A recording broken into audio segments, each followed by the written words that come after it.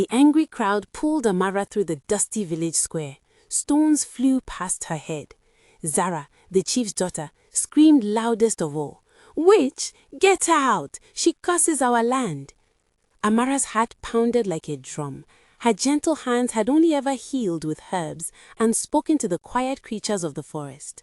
But when the rains failed and sickness spread, Zara whispered lies. She said Amara's strange ways brought bad luck. Now, Amara was alone, her soft cries lost in the angry shouts. They dragged her to the edge of the village, pushing her into the wild, lonely bush. Amara stumbled, tears blurring her eyes. Her home was gone. She walked for days, her feet sore and her spirit heavy. She ate berries and drank from small streams. She healed a wounded bird, finding comfort in its tiny heartbeat. The forest became her only friend, its sounds her only comfort. She watched the seasons change, learning the land's secret even deeper. Her kindness never left her, even when sadness filled her days. She carried her broken heart far from the village that had hated her. Far away, in the prosperous kingdom of Zora, King Jide faced a heavy problem. A strange sickness was making his people weak. His fields, once green and full, were turning brown. His animals were falling ill. Every healer in his kingdom had tried, but nothing worked. The people grew afraid. King Jide was a wise ruler. He did not believe in old wives' tales, but desperation grew. He heard faint whispers from other lands about a banished woman called a witch who had a strange power over nature. Most people laughed at such talk, but Jide wondered. He decided to find out for himself. He left his grand palace in secret, riding into the unknown. He traveled for weeks, following faint rumors. Finally, deep in a hidden part of the forest, he found her. She was not a scary witch. She was a quiet, gentle woman, tending to a small garden of herbs. Her eyes held deep sadness, but also great wisdom. Amara was startled, but not afraid. Jide spoke to her, not as a king to a peasant, but as one troubled soul to another. He told him about his kingdom's suffering. Amara listened with understanding. She recognized the blight he described, not as magic, but a deep imbalance in the soil and a specific plant disease.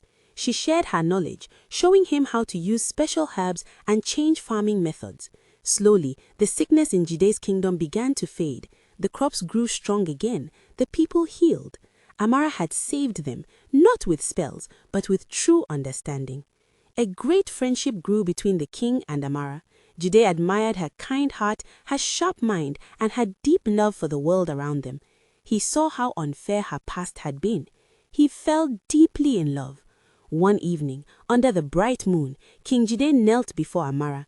"Amara," he said, "you saved my kingdom. You have captured my heart. Will you be my queen?" Amara's eyes filled with joyful tears. She had found a home, a love, and a purpose she never thought possible. She said yes. But happiness was often followed by shadows. The news of King Jide's upcoming marriage spread like wildfire. On the day of their engagement feast, a grand event in Jide's palace, a carriage arrived. Out stepped Zara, now a powerful woman from her village, seeking an alliance with King Jide's prosperous kingdom.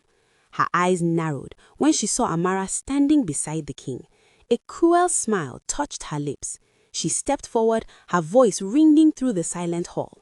"People of Zora," she cried, pointing a finger at Amara, "do you know who this woman truly is? This is Amara, the witch, the one who brought ruin and sickness to my village. She was banished for her dark magic. She will curse your kingdom too." The court gasped. Whispers turned into shouts. Fear spread like a cold wind. The nobles looked at Amara with horror. They demanded her banishment or worse. Amara's heart shattered. She looked at Jide, believing their love was doomed. Just as the clamor grew loudest, King Jide stepped forward, his hand held high.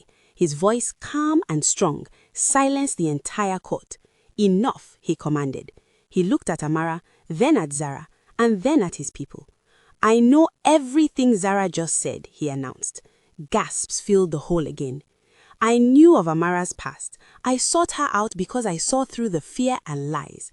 The misfortunes in Zara's village were natural disasters, which Amara was trying to understand and help with. Zara's jealousy turned her into a scapegoat." Then Jide's voice grew even more powerful. And there is another truth you must hear. The blight and illness that plagued our kingdom were not natural occurrences. They were a sophisticated act of sabotage, a poison, carefully placed, designed to weaken us, to force a marriage alliance between our kingdom and Zara's family. He paused, letting the shock settle. Amara, with her deep understanding of natural systems, not only cured our land, but also uncovered the precise method and origin of this man-made plague. She exposed the very root of this malice. Jide looked at Zara, who stood frozen, her face pale with shock.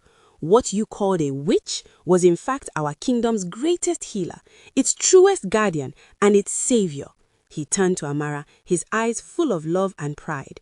My queen, he declared. Taking a golden crown, he placed it gently on her head, not just by love, but by merit, wisdom, and the courage to stand against ignorance.